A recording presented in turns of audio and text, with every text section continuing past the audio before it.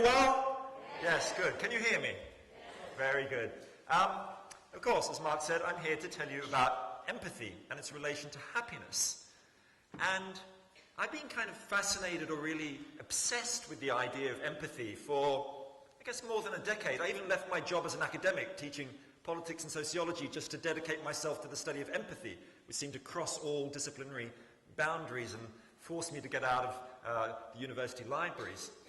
But what's really interesting to me is that I've only recently understood why I'm actually so interested in empathy. And it actually goes back to my childhood, when I was a 10-year-old boy riding around on my BMX bikes in the suburbs of Sydney, in the leafy suburbs. And at the age of 10, my mother died. And she died of breast cancer. And like a lot of children, a very common trauma response is that you lose your memories. I lost a lot of my memories from before that age, in fact most of them. But something else happened, which is a bit more common, which is that after she died, I lost that ability to really feel other people's feelings, their joys or their sorrows. I very rarely cried. I felt very distant from people, kind of sort of standing outside myself, and it was like that for many years.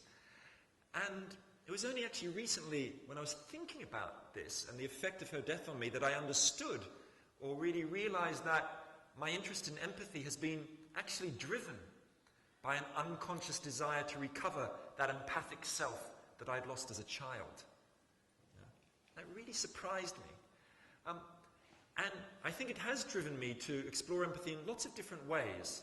And on this journey, I've made two discoveries, I think. One of them is that empathy, that ability, to step into someone else's shoes, look at the world through their eyes, empathy isn't just something that makes you good. It isn't just something that widens your moral universe. It's actually good for you as well. It's part of individual happiness or well-being, a cornerstone of it. But something else I discovered is this, that often when you talk about empathy to people, they think it's a kind of a nice, soft, fluffy concept, generally being kind to others. Well, I don't think about it like that. I've discovered that empathy is anything but fluffy. Empathy is actually fiery and dangerous and radical. And I believe that empathy can create a revolution. Not a kind of old-fashioned revolutions of institutions and policies and laws, but something more fundamental. A revolution of human relationships. It can create fundamental social change. And for that reason, it is a driver not just of individual happiness, but of collective happiness, the happiness of a society.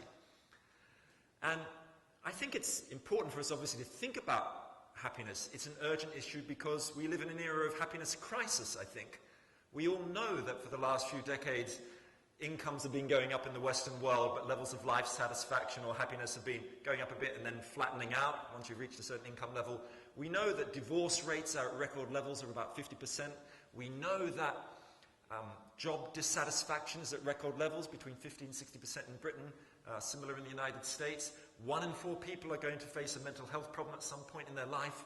1 in 4 people say that they're chronically lonely. I mean, it's hardly a happy state of affairs, right?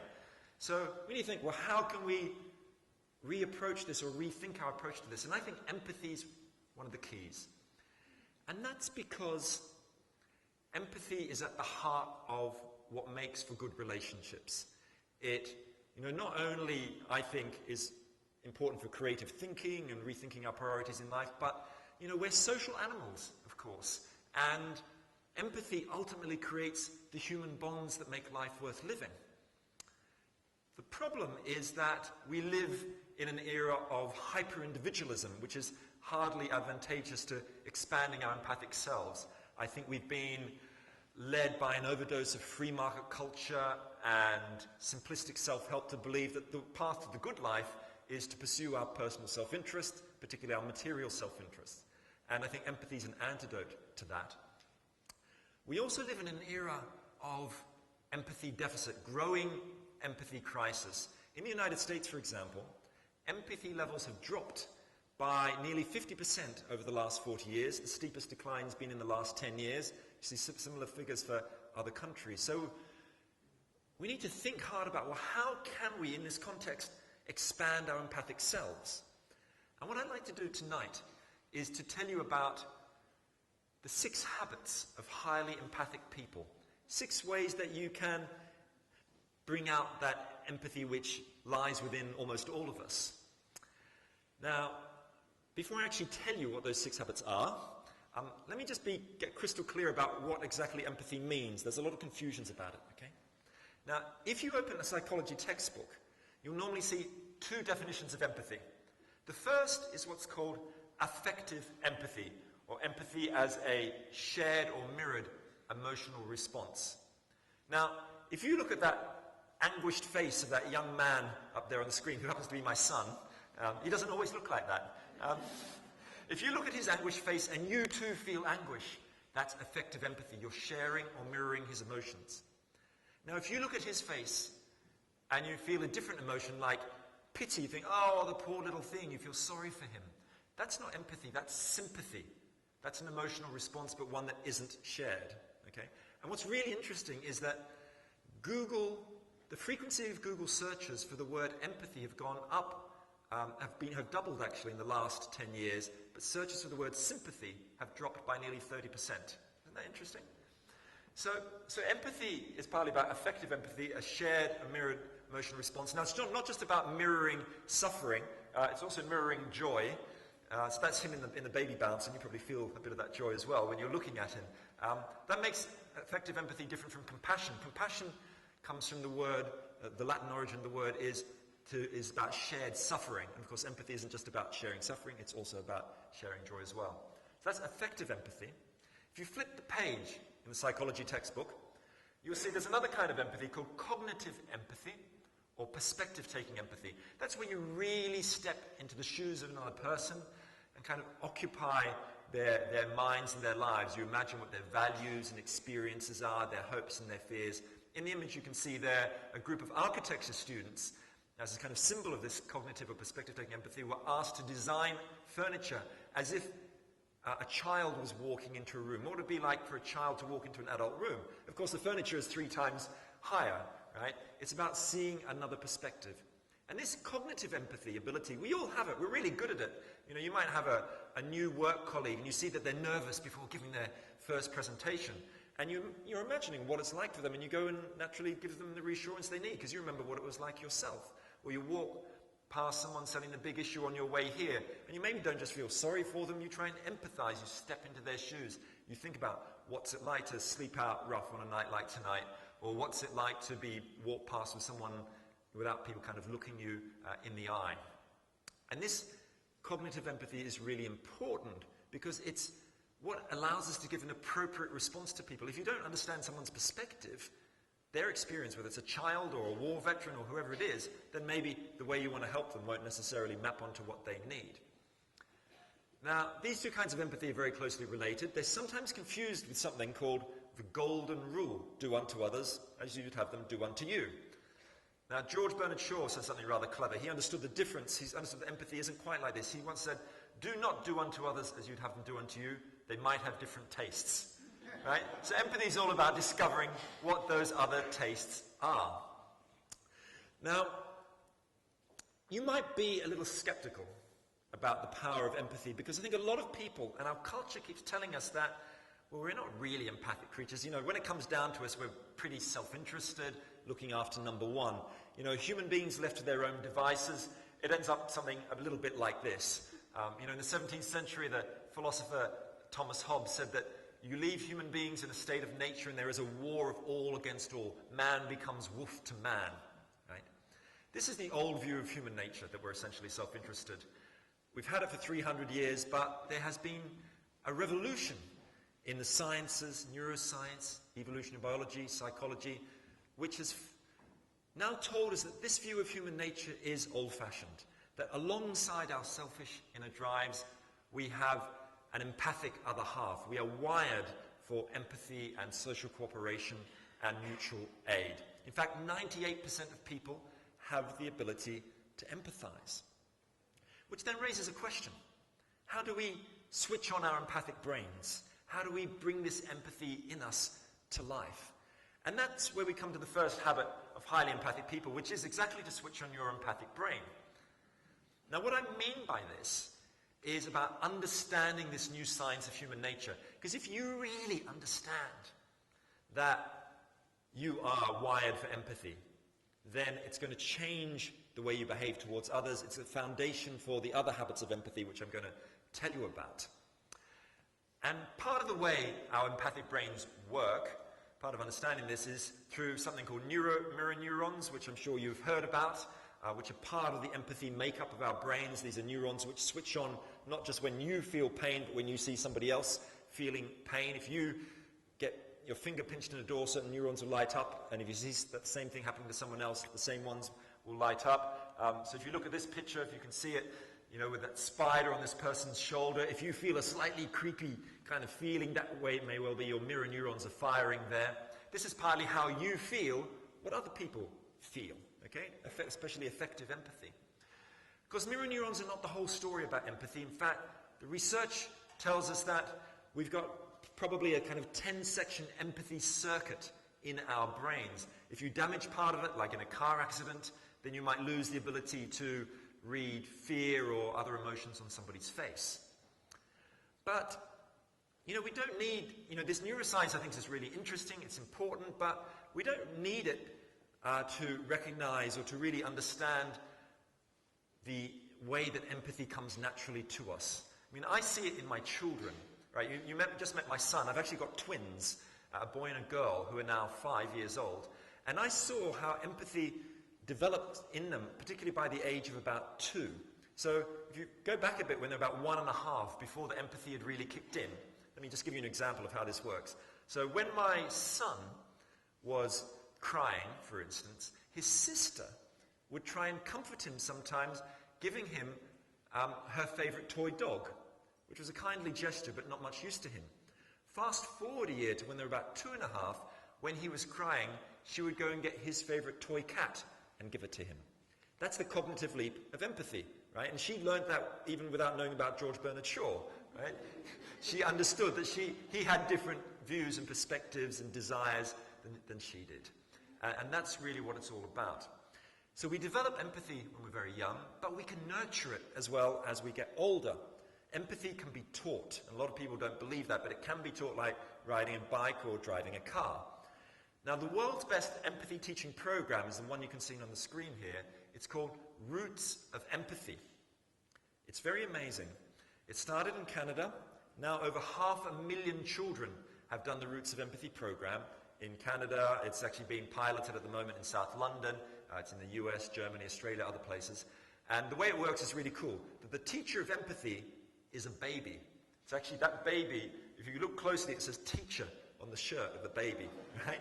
And the way it works, this is true, is that a class of school kids, like primary school kids, adopts a baby for the year.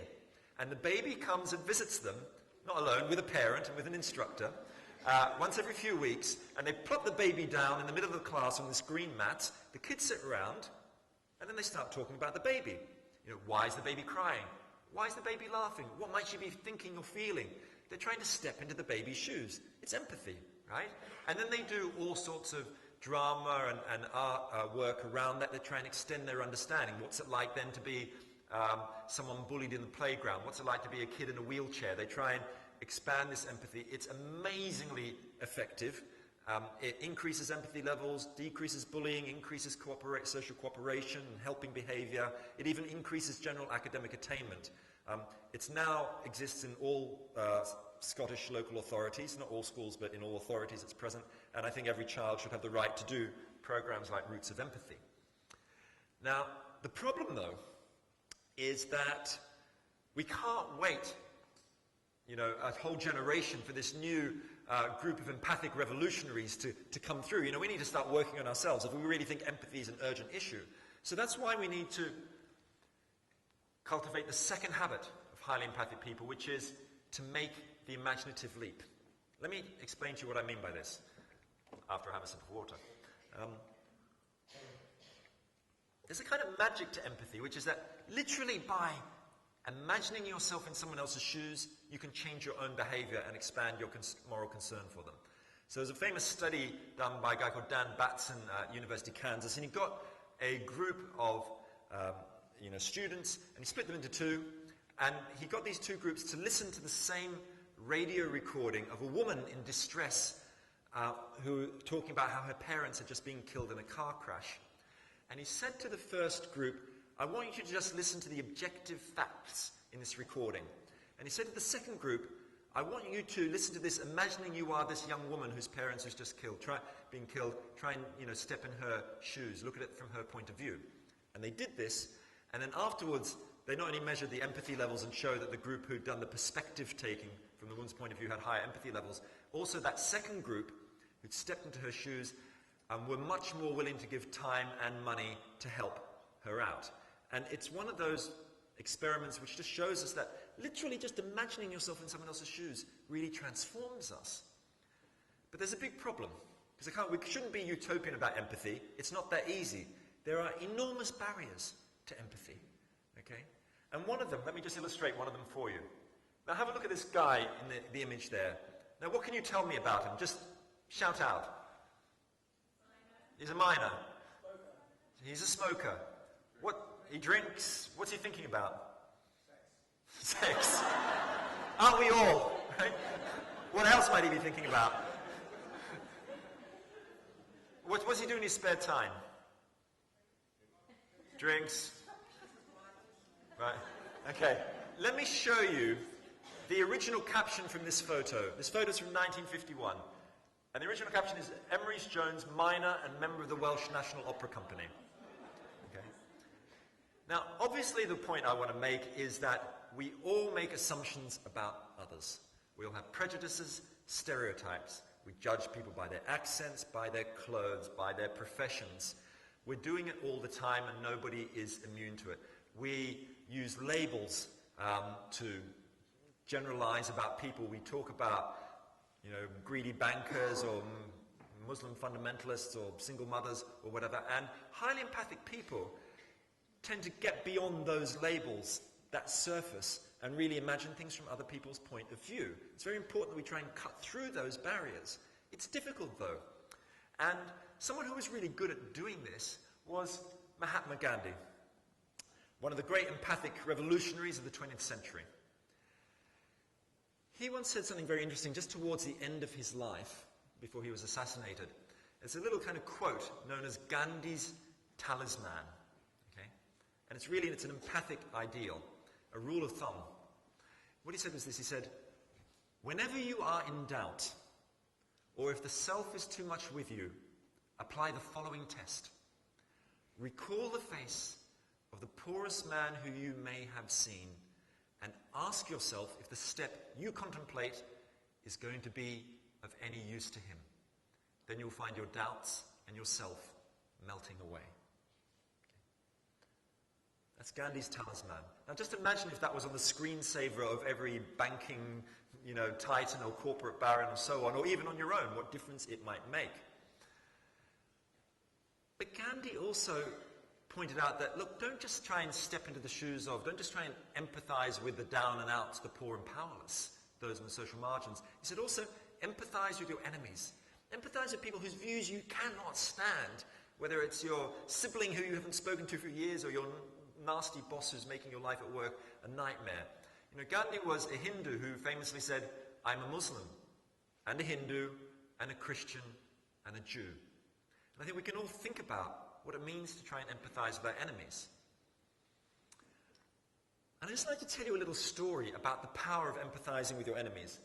It's a story about the man on the right there on the screen. His name, you probably would have never seen him in your life. His name is Claiborne Paul Ellis, C.P. Ellis. He died a few years ago. He was born in Durham in North Carolina, not Durham in England, in 1927, from the United States. He was from a poor white working class background. He worked as a car mechanic. He couldn't make ends meet. He couldn't pay the rent. He couldn't support his 4 kids. He started blaming people for his problems. He started blaming African Americans. And like his father before him, he joined the Ku Klux Klan. And he rose through the ranks and became the exalted Cyclops, the leader of the Ku Klux Klan in his region. He was a classic white supremacist. He had a party in his garage where he was a mechanic on the day that Martin Luther King was assassinated. He really hated African Americans. In 1971, though, his life transformed. He was invited to a community meeting to try and tackle race problems in local schools. He was invited because he was a very prominent member of the community. He went to the meeting with a machine gun in the back of his pickup truck. And to his shock and horror, he was elected to be a kind of a co-chair of the organizing committee of this sort of race meeting. He was elected co-chair along with an African-American civil rights activist who he hated with a purple passion. That's her there, Anne Atwater. He couldn't stand her, but he had to work with her. And Anne Atwater and C.P. Ellis spent a few days trying to recruit people onto their race committee. And after a few days, they came back together. And C.P. Ellis said to Anne Atwater, he said, you know, I've been knocking on the door of white folk, and no one wants to talk to me because I'm, you know, working with you, a black activist. And Anne Atwater said, God, the same thing's happening to me. I'm knocking on the door of black folk, and no one wants to talk to me because I'm working with a Klansman. And then C.P. Ellis said, you know, my son came home from school crying because a white liberal teacher was making fun of him because I was working with you. And she said the same thing happened to my daughter as well. The kids were making fun of her because I was working with you. And basically what happened was that they recognized that they had a lot in common. C.P. Ellis realized that Anne Atwater was just another human being like him, that they also shared the oppression of poverty. He at the time was working as a janitor at Duke University. She was working as a domestic cleaner. After the end of this 10-day meeting and realizing she was just another human being like he was, suffering in many ways like he was, he stood up in front of an audience of 1,000 people and he tore up his Ku Klux Klan membership card. And he later became leader of the civil rights movement, leader of a janitors union that was 70% African American as well, and a really important figure in the US civil rights movement. But I think his story tells us that even the biggest prejudices can be overcome, particularly with the power of empathizing and the power of conversation and talking to your enemies. Now, I'd like you to think about this just for a moment and try and bring this into your own lives. I'd like you to do something for me. When I give the signal, only when I give the signal, I'd like you to turn to someone next to you or behind you, ideally someone you haven't come along with, and I want you to spend just a few minutes talking about the question on the screen here, which is this: who in your life do you most need to develop more empathy with, and how might you do it? So on the count of 3, I want you to blow the roof off Conway Hall with your empathy stories. 1, 2, 3, go!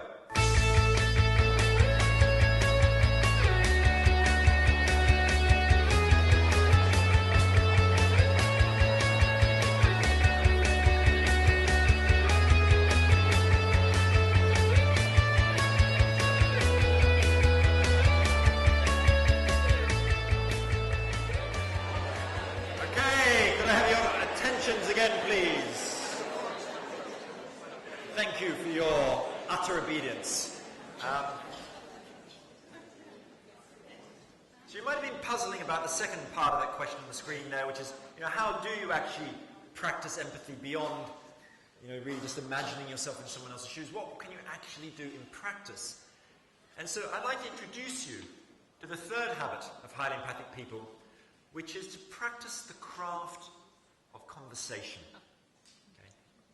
Now, we could all probably do with better quality conversations in our lives and in our relationships. I mean, and that's not just because, you know, the average couple spends more time watching television together than actually talking to each other. That's 5 minutes a day.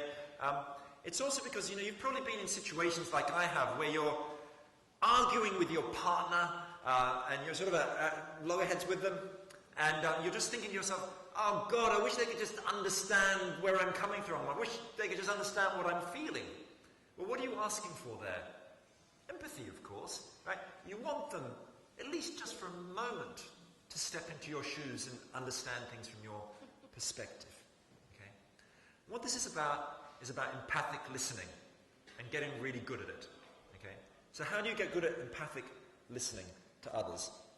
Well, there's an interesting thinker called Marshall Rosenberg, trained as a psychologist with Carl Rogers, a psychotherapist, and he invented something called nonviolent communication, which some of you might know about. In fact, I've done a nonviolent communication course in a room, one of the other rooms in here. One of the things that Marshall Rosenberg points out is this. He says, what is essential for empathic listening is our ability to be present to what's really going on within, to the unique feelings and needs a person is experiencing at that very moment. Also, allowing ourselves to be vulnerable by expressing our feelings can help resolve conflicts. The key point he makes is that if you're in one of these tense situations, arguing with somebody, what you should try and do is focus on what are their feelings, what are their needs. You might even ask them to articulate those feelings and needs, and by doing so, hopefully they will return the favor as well. And it's really interesting also, that's a very powerful thing to do when you start practicing and it starts coming to you naturally. Rosenberg also points out, he said, actually trying to reflect back to the other person what they've just said can really help as well. So they know that you've actually heard what they're talking about. And he gives this great statistic. He says that in conflicts between employers and employees, when both sides get together to try and resolve the conflict, if both sides agree beforehand to literally repeat what the other side has just said before they start speaking, then you reach conflict resolution 50% faster. Okay?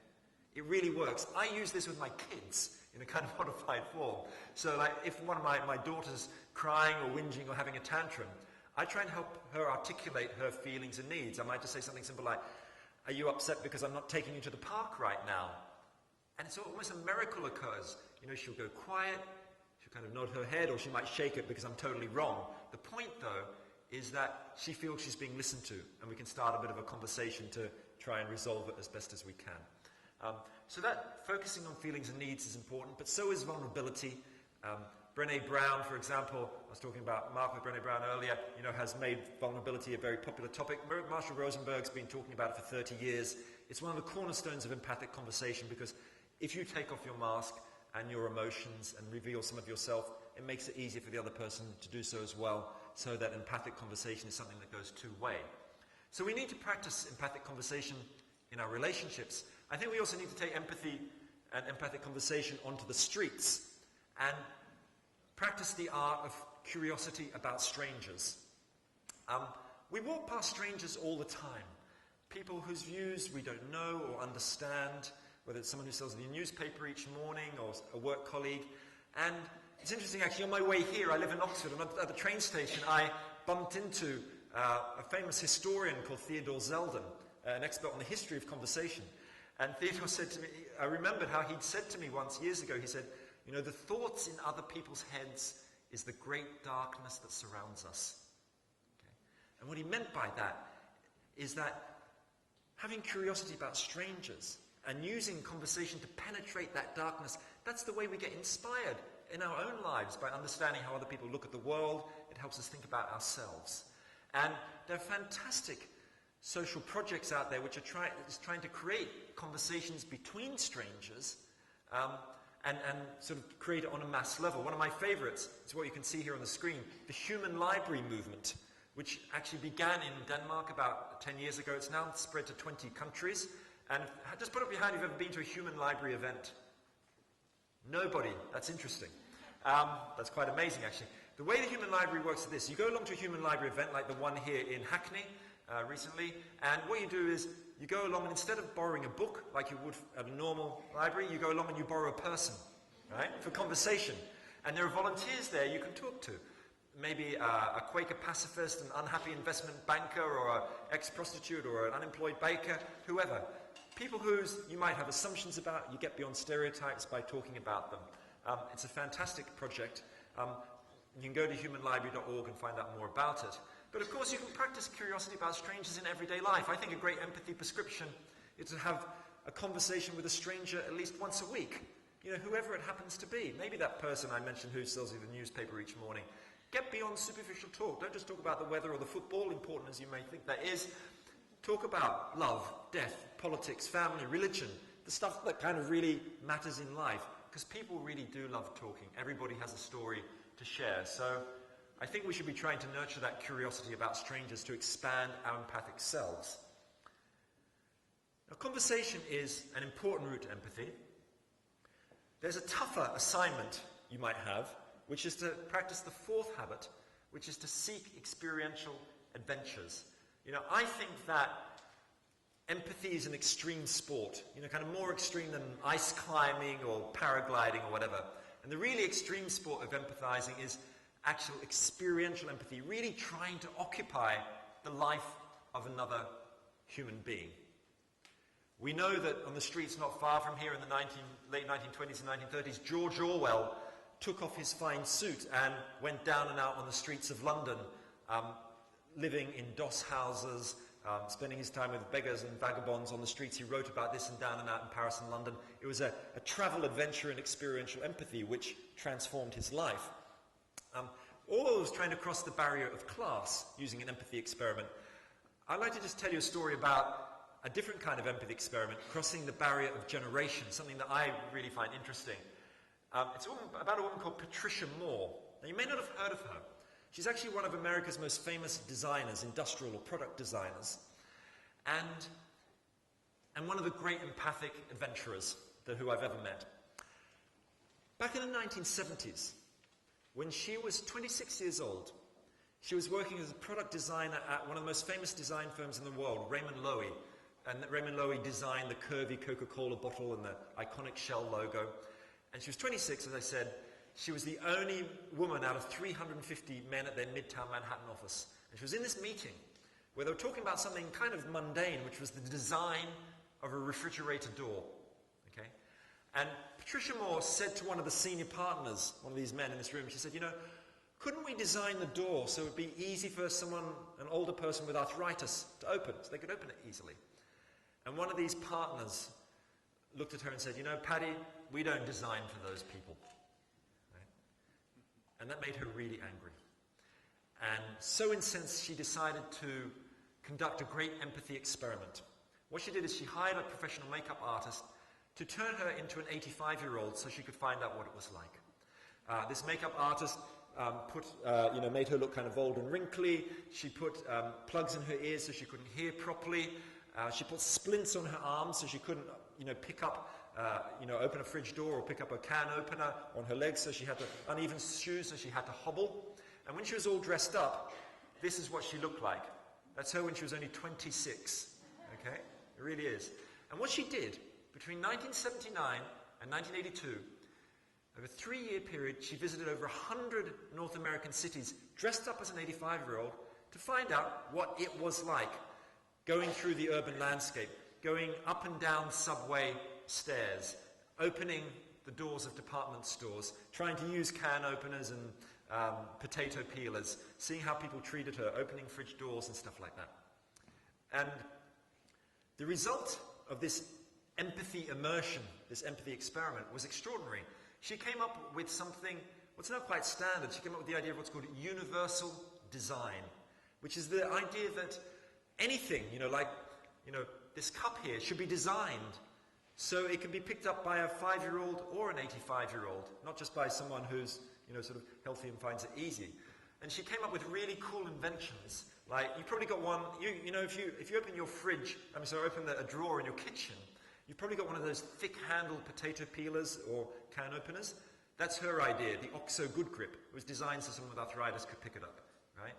And what her story shows, she's invented many, many things. What it shows is that empathizing, stepping into other people's shoes, can explode your creative juices, provide all this creative insight. It's a cornerstone of innovation.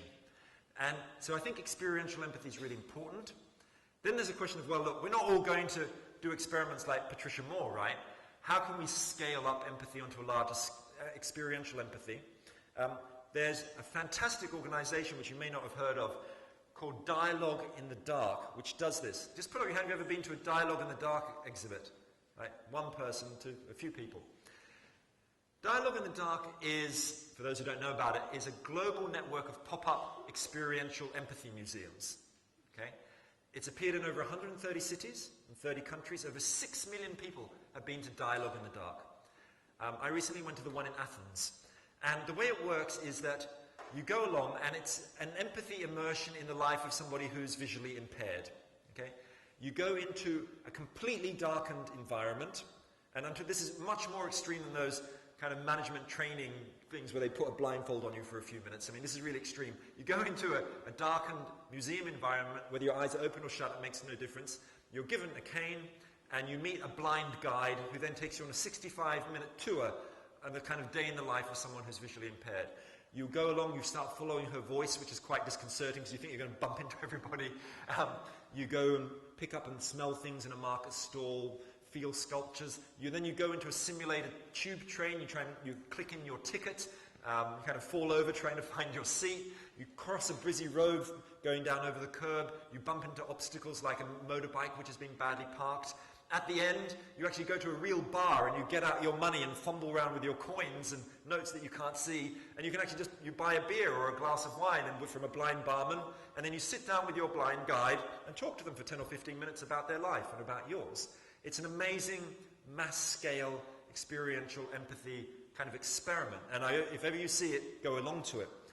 And this is the kind of thing that I think can create that happier society, how empathy can expand our notion of what happiness is and allow us to step into the shoes of other people. But we can all do these experiential experiments in our own lives. I mean, just a couple of weeks ago, thousands of people in Britain were doing something called Live Below the Line. They were living on £1 a day for 5 days, sponsored by Oxfam and other organisations, doing an empathy experiment with poverty. You could do another experiment, like not a kind of wealth swap like that, but do a God swap. You know, if you're a believer in a particular religion, spend a month going to the services of another religion or a meeting of humanists here at Conway Hall, actually, and see what it does to you. We can all practice this kind of experiential empathy. But that might seem a little bit daunting. So let me give you a slightly easier option, a fifth habit of highly empathic people, which is to travel in your armchair. This is the idea that one of the ways to cultivate empathy is simply, we all know this, by reading books, watching films, going on imaginary journeys in that form. We know that reading a great novel can take you into worlds that you would never experience. We know that readers of Dickens in the 19th century started understanding what poverty was, like by reading about Oliver Twist or reading Hard Times. Of course, there's now a lot of neuroscience research showing us how reading expands empathy, but we all know it from our own experiences. And when I was writing my new book on empathy, I thought, what I'm going to do is I'm going to write about all the best empathy books and films that are out there. But I was really frustrated because I couldn't find a website that gathered together all the best ones. So what I did is I invented this website myself. And I founded a new project called the Empathy Library. And this really exists. You can go to the website, www.empathylibrary.com. And what you can find there are books and films all about stepping into other people's shoes. You'll find novels, non-fiction books like George Orwell. You'll find documentaries, feature films, video shorts like Brené Brown on the distinction between empathy and sympathy, called The Power of Empathy. All sorts of stuff. Anybody can join it, can add content to it. You can rate items, you can comment on them. And there's even like top 10 listings. So recently in the top 10 films there was Daniel Day-Lewis's My Left Foot. There was Art Spiegelman's comic strip Mouse about the Holocaust. The Bluest Eye. The book Wonder was right at the top of the Empathy Library books. And it's changing all the time, of course, as people adding new content. In fact, actually, why don't you just turn to the person next to you right now and tell them one item that you would put into the Empathy Library, a book or a film. Just spend a minute doing that. Off you go.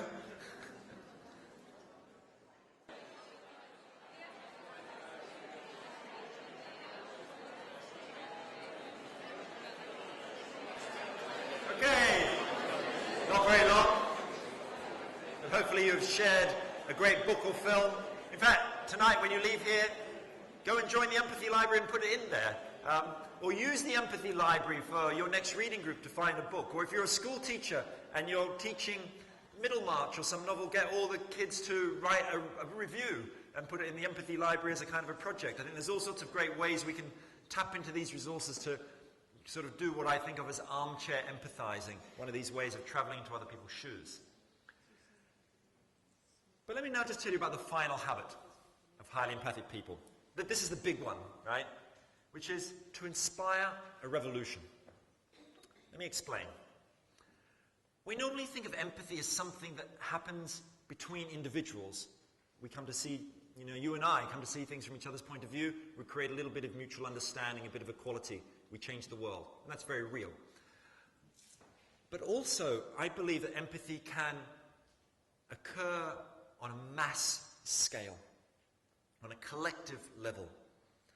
I believe that the last 1,000 years of human history has been shaped not just by class and religion and governments, but by empathy, by moments of empathic flowering, and of course moments of empathic collapse on a mass level.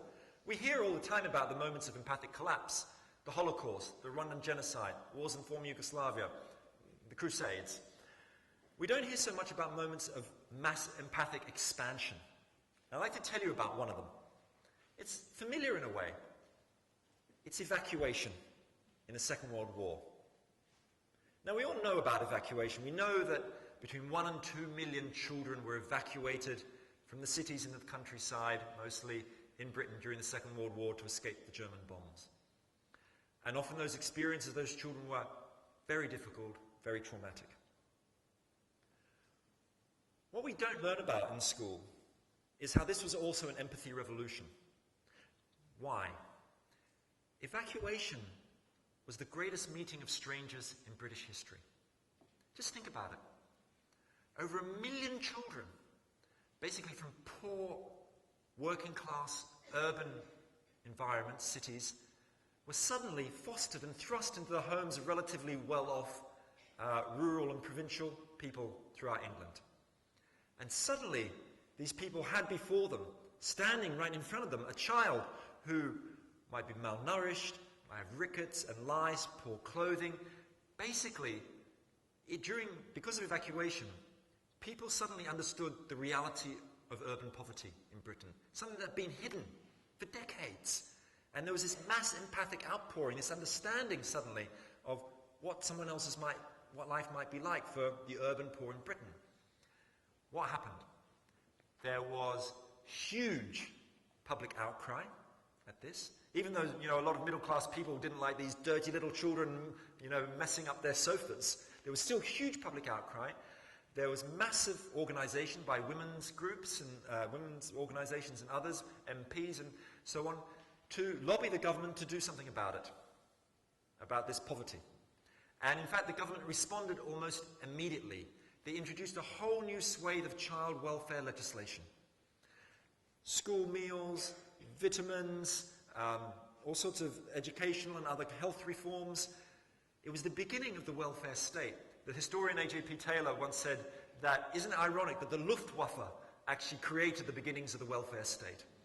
And this is one of the ways in which mass empathy occurred in Britain, something that's forgotten. And we have to remember these examples. What examples like this show us? And there are many others. There's a pattern in history, which is this, is that empathizing with neglected or marginalized groups expands our moral concern for them. And then we use laws and rights to wedge open that door of moral concern. Okay? It's this. Empathy opens the door of our moral concern, and laws and rights wedge that door open. It happened in the campaigners against slavery in the 18th century, expanded our moral concerns for slaves. Then we had laws against slavery in the slave trade. It's happened since the end of the Second World War with rights for disabled people, indigenous people, women's rights, gay rights. What's happening is that empathy and, let's say, reason or rights work together. It's not just that, empathy and rights or empathy and reason are distinct. They work together to create social justice and collective happiness. They're absolutely essential. So I think we need to think about how to expand empathy on this kind of mass scale so we can get this kind of result. There are fantastic projects which are doing this. It's not just in history like with evacuation. One of my favorites is a project in Israel and Palestine run by an organization called the Parents' Circle. Now, the Parents' Circle is made up of families who all have something in common. Israelis and Palestinians have all had family members killed in the conflict, okay? But they also do these really cool projects. And my favorite one is one they did called the Hallo Peace telephone line. And the way it worked was this. There were billboards everywhere with a free phone telephone number on it, okay?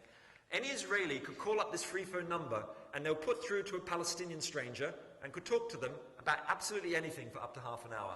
And Palestinians could call a free phone number and were put through to Israelis. In its first 5 years of operation, over 1 million calls were made on the Hello Peace free phone lines. I think that's extraordinary. And if you think about this country and you were setting up a similar telephone line or a video conversation chat project, who would you want talking to each other? Would it be investment bankers and people who've had their houses repossessed? Would it be climate change skeptics and climate change activists? I mean, I think there's extraordinary potential for conversations between strangers on a mass level using, technologies and kind of modeling on the parents' circle. I think, though, that we need not just projects like that, we need, in a way, to invent new cultural institutions. The one I'd like to invent is an empathy museum. Okay? You might think like, what's an empathy museum, right?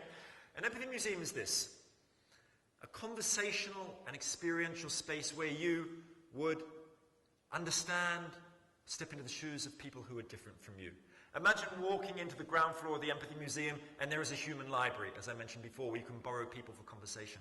Go upstairs, there might be a sweatshop where there are 20 sewing machines and there are 5 former Vietnamese sweatshop workers who will teach you how to make a shirt under sort of slave labor conditions as you might have in a developing country, and at the end you'll get paid a few pence like they would have been done. So you experience a bit of what their life is like. And I'm actually working on this Empathy Museum project at the moment with students from the Royal College of Art and others. Anybody who's interested in it, please come and see me afterwards or go and visit my website, because the Empathy Museum is going to happen. And just like there are Holocaust museums in every city, I think there should be empathy museums as well. And it's going to be online and also physical pop-up as well. So do come and find out about the Empathy Museum. But overall, there are these 6 habits, okay? Switch on your empathic brain, make the imaginative leap, practice conversation, particularly with strangers, but also in your relationships, experiential empathy, traveling in your armchair, and also inspiring a revolution on a mass scale. And when you leave here this evening, I'd like you just to take this one question with you, which is, which of these habits would you most like to develop more in the future, and what first practical step could you take in the next 48 hours to do so?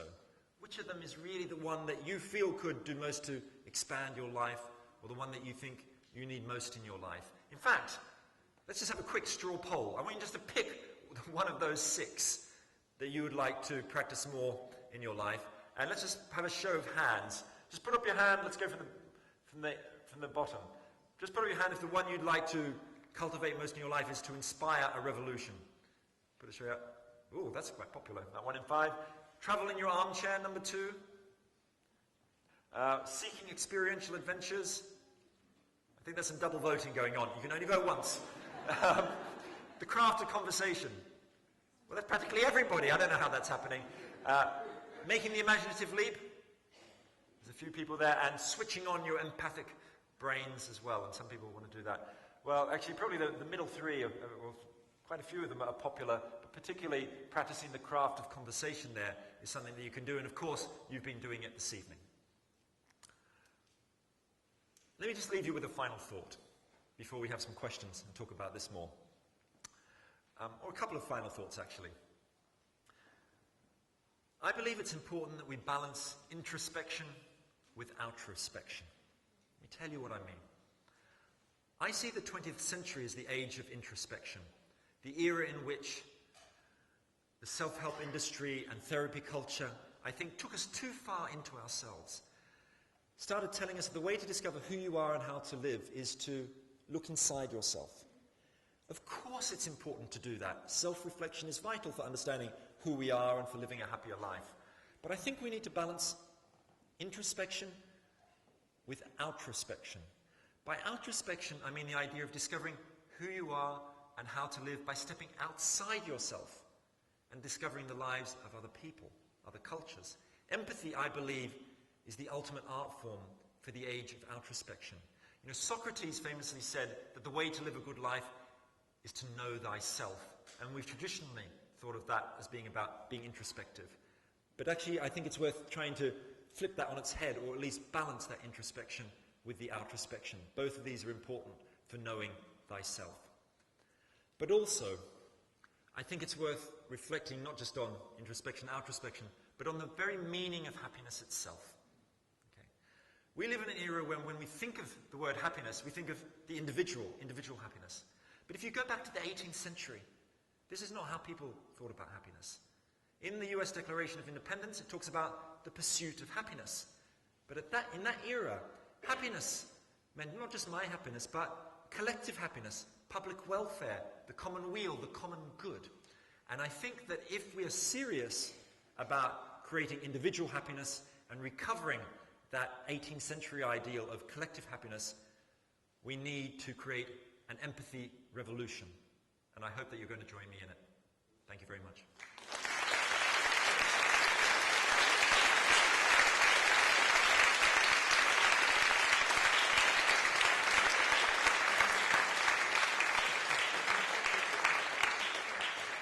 So it is now time for you to ask me questions about anything.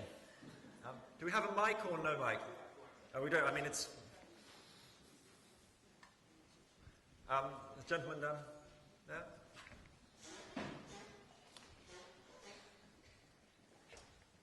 Thanks for a great talk, first of all, for everyone.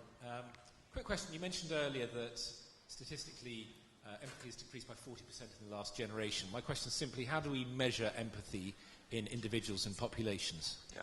So, question there is, how do you measure empathy? What does it mean to say empathy's declined by 48%? Okay. There are lots of different ways of measuring empathy, and measures have been around at least since the 1960s. And like a lot of measures of happiness, in fact, a lot of them are based on self-rated, subjective measures where you will put yourself on a scale of 1 to 5 or 1 to 10 with multiple questions about, how often, do you, feel other people's pain? Do you step into their shoes? Does this come easily to you or not? All these kinds of questions. But in recent years, there have been new kinds of empathy tests being developed. So one of the best known, and I think one of the better tests, is one called Reading the Mind in the Eyes. And it's developed by a guy called Simon Baron-Cohen, who's an autism expert at Cambridge. And the way the Reading the Mind in the Eyes test work is this, is that you're shown on a screen a set of eyes, like just imagine my eyes there. You just saw those eyes. And in each corner of this rectangle would be a different word, like joy, anxiety, hope, and fear. And you have to choose which word best describes the emotion you see in someone's eyes. And it's extraordinary. We are incredibly good at picking the right emotion, reading people's emotions from their eyes. We get very, very high scores on it. Baron Cohen's point is that people who are what he calls have sort of 0 degrees of empathy or low empathy levels find it difficult. That could be people who are psychopaths, who have that ability to maybe step into your shoes but don't make any emotional connection with you.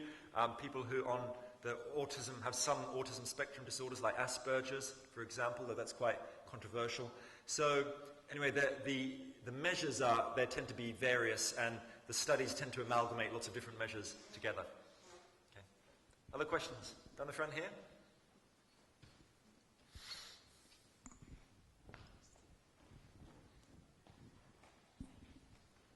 Hey, I was wondering what recommendations you had for someone who was either at the beginning of their career or looking for a career change, who wanted to make empathy a significant part of that. So, what do you think are the key options career-wise for someone who wants to help bring about this empathic revolution? Okay, so, is empathy a good career move? Or how would you... Well, assuming it is, what does that mean? Assuming it is. I've actually also written a book on how to find fulfilling work, but it is different from my empathy book. Let me think about that for a moment. I guess,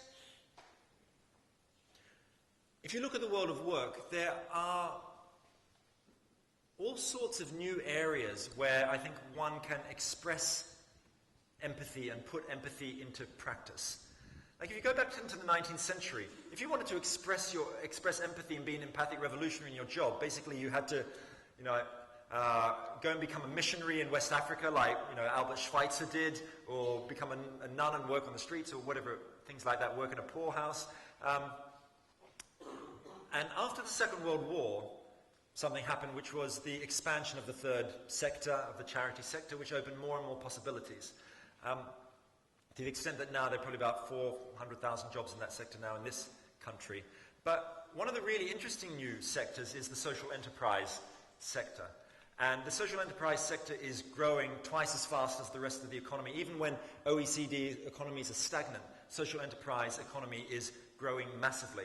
And there's all sorts of possibilities there, from working for ethical trading companies to becoming part of the Empathy Museum, all sorts of different ways that you might play that out. In other words, you don't have to just become a missionary or a doctor if you want to put empathy into practice in everyday life. I think the social enterprise sector is one of the cool ones to look at. Thank you. Other questions? Down the back, there, right next to the camera. Lady next to the camera. Thanks. What's the difference, or what would you say the difference was between empathy and compassion, or let's say loving kindness? I mean, I like your definition of empathy, that it's something that you have to, that it's something you can learn or develop, which is exactly the same definition of the sort of Buddhist loving kindness. And I just wondered where the overlaps were. So what are the differences, or how do you define the differences between empathy and compassion is the question. Okay. So compassion is a very complicated concept in my view. It has many different traditions flowing into it. So, of course, as I mentioned earlier, if you go back to the Latin, what does compassion mean? Is to share somebody else's suffering. So that's like affective empathy, what we would think of as affective empathy. Now, if you read biblical sources, the idea of compassion in the Christian tradition is sometimes it's about sympathy or pity, depending on which stories and contexts you read it. Sometimes it is about affective empathy. Sometimes it's about cognitive empathy, stepping into somebody else's shoes. In some Buddhist traditions, one finds the word compassion means something very like that cognitive stepping into somebody else's shoes. So, for example, in the writings of the Vietnamese monk Thich Nhat Hanh, he has a concept called interbeing, right? Which is the idea that compassion requires understanding the perspective of the other. Okay, he wrote a very famous poem. I can't remember what it's called, but it's about a young girl who was, it's a very extreme poem, a young girl who was raped by a Thai sea pirate. And Thich Nhat Hanh says, you have to step into the shoes of the Thai sea pirate. And if you do that, you realize that if you had the same upbringing, you may well have become a sea pirate yourself and have raped this girl. Very extreme, very challenging. But that's part of some Buddhist traditions of compassion. Metta-meditation, for example, as well. What you do, you focus on yourself, you try and step into the shoes of a stranger, someone maybe who you're having difficulties with, and so on. So there are a lot of overlaps between empathy and compassion. I think they're actually distinct, so you have to be very clear about what kind you're thinking of. The way I tend to think about it is this. What we're in the business of here is, on some level, is trying to treat other people well, expand our caring for others. And if you're going to do that well, it's very important to be exquisitely attuned to other people's perspectives. You're probably not going to help somebody well unless you can step into their shoes and understand what they need. They might have the same desires and interests as you, but they might not. You need to find out. So empathy, I therefore see as the cornerstone of compassionate action. That you need to step into somebody else's shoes in order to do it really, really well. That is, I think, what it's about. So I think they're ultimately interlinked. Down the back, gentleman down the back there. Yeah. Thanks for the talk. Is it possible to be too empathic? Is it possible to be too empathic? Yes. Absolutely. So if you open your psychology textbook, you may well flip to the page that says something, mentions a concept called empathic over-arousal. It sounds a bit rude, doesn't it? Sometimes called empathic overload. And this is the idea that sometimes it can be too much empathizing. It can overwhelm us. It might even leave us paralyzed to the state that we cannot act. If I hear a story about, because I've got little kids, if I hear a story about someone's child who's maybe suffered or is ill or has even died, I find it very confronting and almost paralyzing. Now, this is kind of classic empathic overload. There's certain professions where it happens a lot, and these might be the ones to avoid, possibly. You find empathic overload is an issue for humanitarian aid workers, for nurses working on trauma wards or cancer wards. But those people tend to develop mechanisms to protect themselves. They often have quite dark senses of humor, or they might, if you're a Samaritan's worker, you don't just keep taking one suicide call after the other. You have a break, you debrief with your colleagues, and so on. One of my School of Life colleagues, the psychotherapist Philippa Perry, said to me, she said, what you've got to do with empathic overload is put on your own oxygen mask before you put on anybody else's. In other words, kind of know where your limits are. Know that certain situations might push you over the edge. That said, and though I think this empathic overload or empathic overarousal is an important issue, the reality is that only a small proportion of people, maybe 4 to 5% of people, regularly experience this kind of debilitating form of empathy. And of course you can have this overload of sympathy and compassion and other things as well, right? Only about 4 to 5% of people experience it regularly. And I think the bigger problem in society is not that some people experience an empathy surplus, but that there is a much wider empathy deficit in society, and we shouldn't forget that. So I think it's important, but we need to sort of maintain understanding of the big picture. More questions? Cool. Where should we go now? We haven't gone down there, shall we? I keep asking people miles away from the microphone, so sorry you have to keep getting a lot of exercise. Hi. In my work, I sometimes see what might be empathy change across life stages. So maybe when people have their own children and their resources are diminished, they can't afford to maybe buy the clothes that are more average price. They might then go to Primark or Asda and spend £5 on a pair of jeans. Do you think that empathy adjusts as resources go up and down across your life? It's a really interesting question. So the question there is really about, well, there's two things really. Is there any kind of pattern to the way empathy develops throughout our life course, and then are there particular factors which might shape that, such as, material want in some way? There's certainly evidence that the way empathy develops in us through time does shift. Okay? So, for example, my children, who, as I said, are sort of 5.5 at the moment, don't see colour differences between people. Okay? They're in a very multi-ethnic school. Okay? They just don't see skin colour, right? But they will, once they learn the prejudices of society. Okay? They will, that natural empathy they have with other people will start facing barriers. Barriers around race, ideology, politics, all sorts of things will start being imposed on them. That natural empathic self that they've been developing will be challenged. And therefore, we all have to keep working at empathy throughout our lives because of these barriers. There are all sorts of barriers. It is partly race and ideology. Certainly, money makes a difference.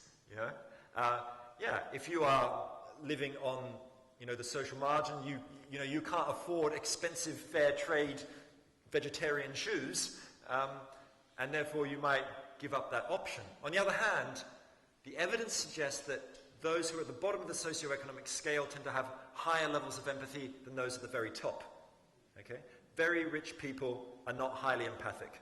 Okay? And there's lots of reasons why that might be the case, that they are divorced from other people, they live in gated communities, all sorts of things may arise. So there's no standard pattern of what happens to adults, after they go through childhood, but there's lots of factors, bearing upon it. But it's a really fascinating question.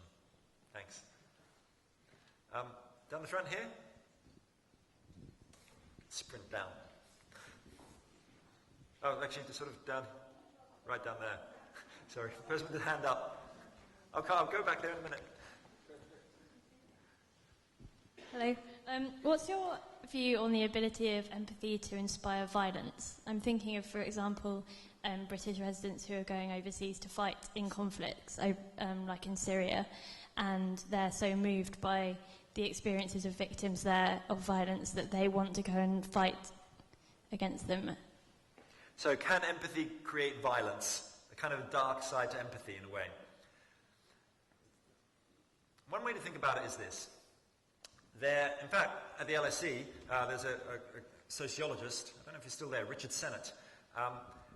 In one of his books, he said, we, the word we, is a dangerous pronoun, because every we implies a they or a them.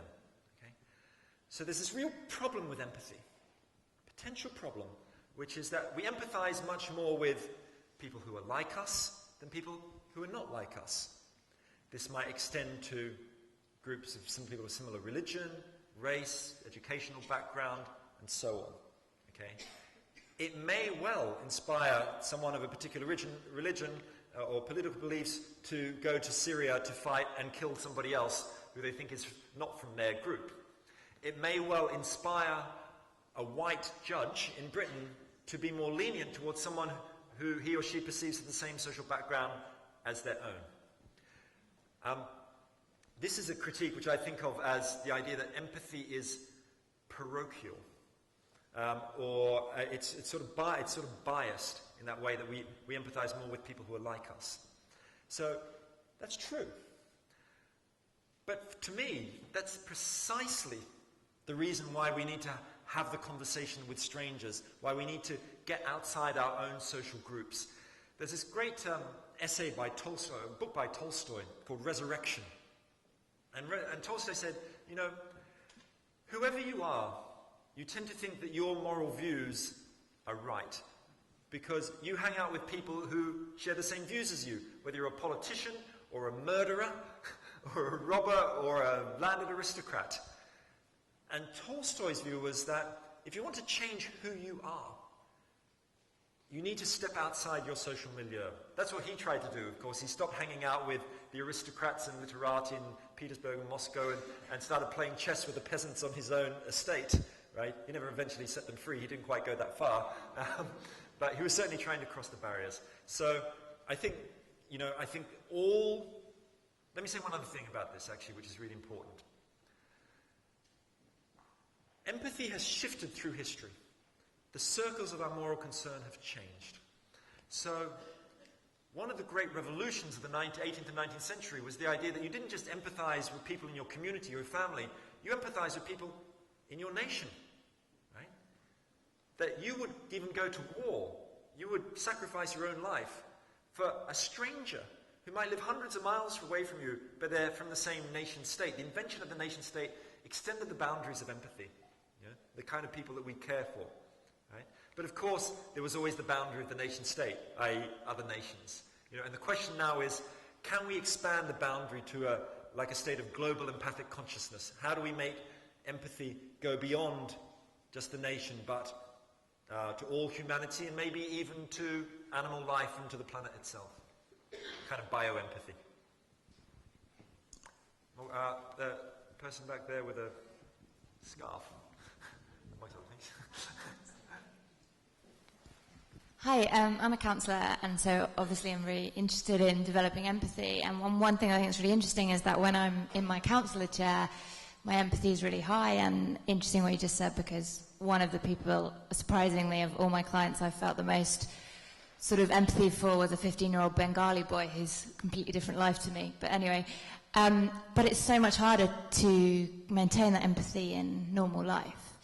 And I just wanted to talk a bit more about what you think are the key blocks to empathy and what are the things to look out for that stop us developing empathy with other people. Okay, so a sort of more general question about what are the barriers to empathy. So I mentioned some of them. Okay, so one barrier is, I think, ideologies of all sorts of kinds, which dehumanize others, whether that's Nazi racist ideologies, religious ideologies, political ones, and so on. Another important barrier is distance. Okay?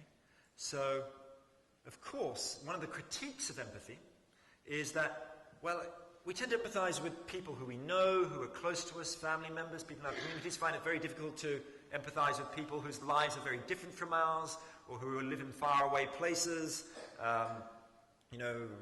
subject to violence and distant wars. And therefore, the argument goes, actually, that, well, empathy is not a strong basis of morality, because it is so parochial, distance is such a barrier. I don't buy that argument, actually. I think that you can just as easily ignore somebody and fail to empathize with somebody on your doorstep as someone who is far away, for a start. Somebody who's homeless, living on the street, someone who's an asylum seeker, whoever it is. Equally, we can empathize with people in distant places too. If we hear the story on TV of an earthquake victim in China and you see them crying, you see their life, you see their children, you make that connection, right? And that raises an important barrier, or important possibility, a question really, which is how do new technologies shape the possibilities for empathy? Because you might think that, you know, a globally connected world allows us to cross barriers of distance much more easily. 2.7 billion people are on the internet. We can all go on Skype. Surely I can have conversations with strangers of any kind.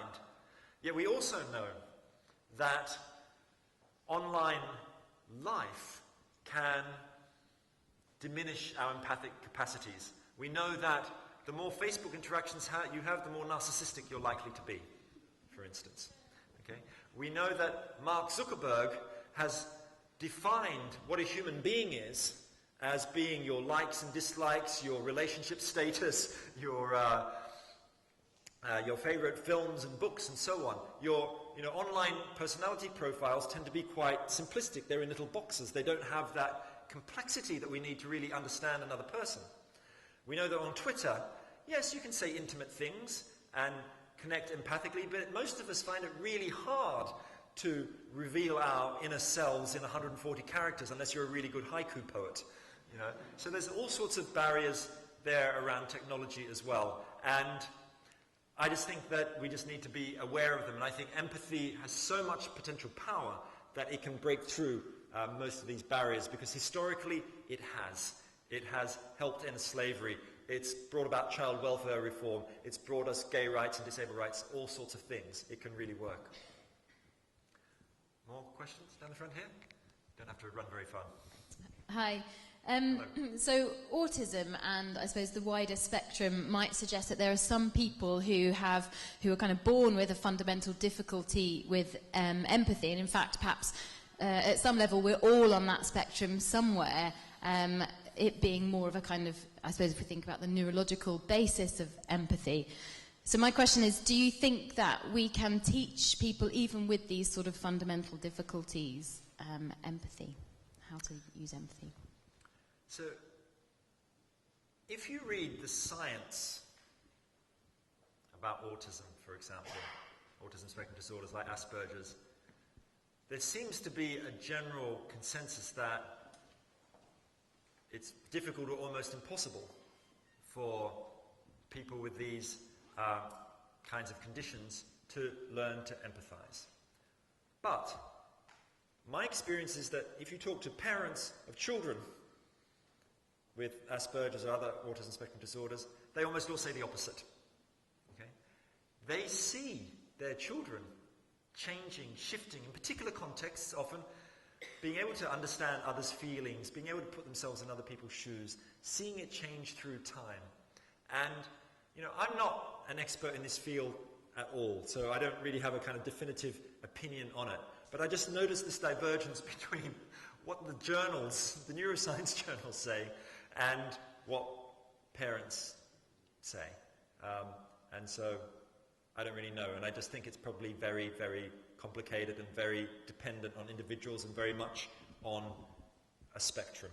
You know, we're all sometimes, our empathy switches off all the time. If you're in a rushing to work, you'll easily walk past somebody who's suffering. I remember once as a kind of 12 or 13-year-old, like kind of to my shame, I was with my sister. I haven't thought about this for years, actually. And this is in Sydney when I was growing up, and an old woman had kind of collapsed at the train station. And I was so busy wanting to go to the cinema, you know, the after-school kind of performance, that I just wanted to walk straight past her. And my sister held me back, you know. And I think, now I think of it, that was a kind of one of those moments where context shapes empathic response. You know? Question down the front here?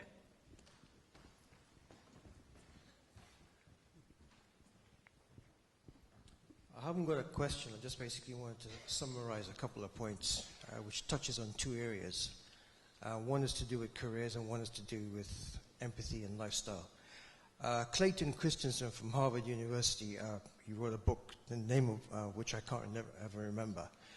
Basically, he says you need to start with the end in mind, with your career, with your values, and instead of trying to go out there and find the answers. I mean, you mentioned in one of your books, and How to Find Fulfilling Work, the book mentioned by Herminia Ibarra, where she talks about going through the experience, not trying to theorize of what you think a job might be or what you would like to do. Just go out there and do it. Right? Experiment, try to find the thing. When you get there and you know what it is, you live your values every single day. That's what you need to do. Make it simple. But it's a journey. These kind of answers, you can't get them in 5 minutes. You have to travel down the road. Okay. So let me just comment on that. In a sense, the question or the thought is that when you're thinking about careers or finding fulfilling work, that experimenting is probably the best way for you to find something that is meaningful or valuable to you, and that, I guess maybe the implication here is that, following an empathic route either is a long-term option or something maybe you shouldn't go at directly, perhaps. But let me just say a few thoughts about that. There's this great quote from Aristotle. He said, "Where the needs of the world and your talents cross, there lies your vocation." And the idea there is that if you are doing a job that you're really good at, but it's also something that you think is really, really matters, that you feel it's sort of ethically important, it's consistent with your values, then that you're probably most likely then to have long-term career satisfaction or happiness. And the modern research tends to show that that's the case. So then there's a question of, well, let's say you want to have an empathic career, then how should you pursue it?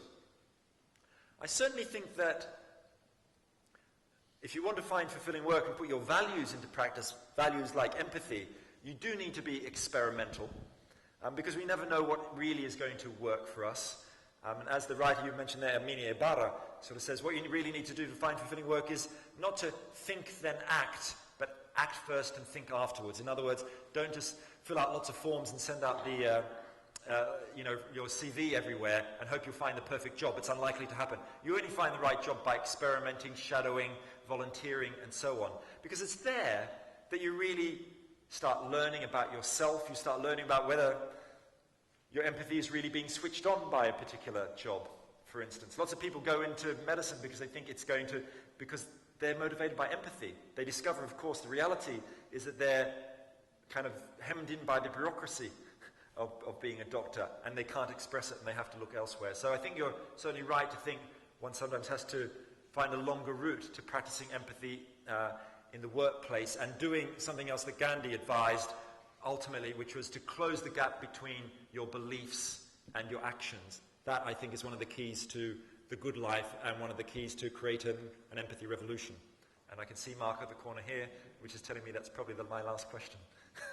I'm afraid we are out of time. I know we promised to end this at 8:30. So, Roman, I just, if you don't mind, you started with a really moving kind of note on your own personal experience and childhood trauma that's obviously hugely real. I mean, you've obviously put huge energy and emphasis into learning about this. Could you maybe say a bit more about whether you have succeeded to learn more about and become more empathic, and if so, what in your own life has had the biggest impact on allowing you to grow that empathy?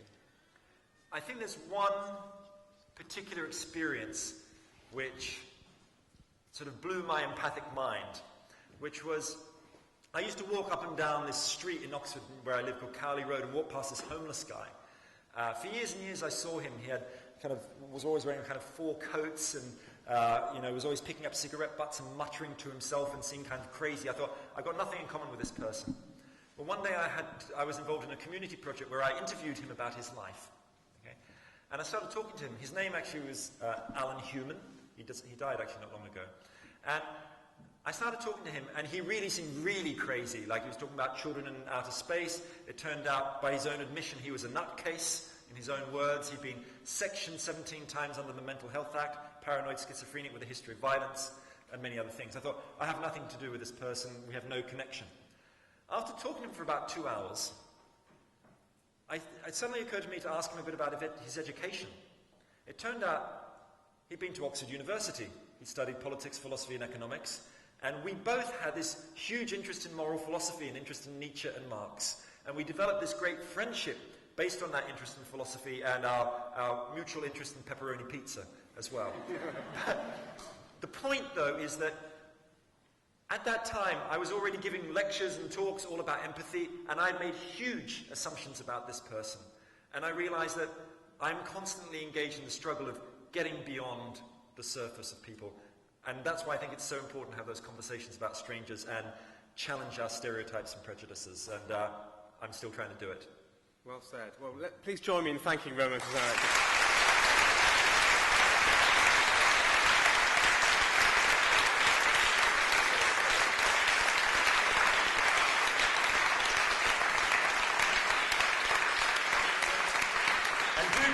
Say hello to me afterwards when we do the book signing. Happy to talk about. So Roman's very kindly agreed to be out by the table where there were some books and to sign and talk. I think some of you know that we sometimes go for drinks for further conversation after these events. So if you'd like to join a handful of us heading to that way, we're going to head to the Enterprise pub. If you go out of the main exit and take a left along a sort of passageway, there's a pub at the end there. So do join and meet some strangers and share some empathy. But thank you for coming this evening. Thank you again to Roman, and look forward to seeing you again. Thank you.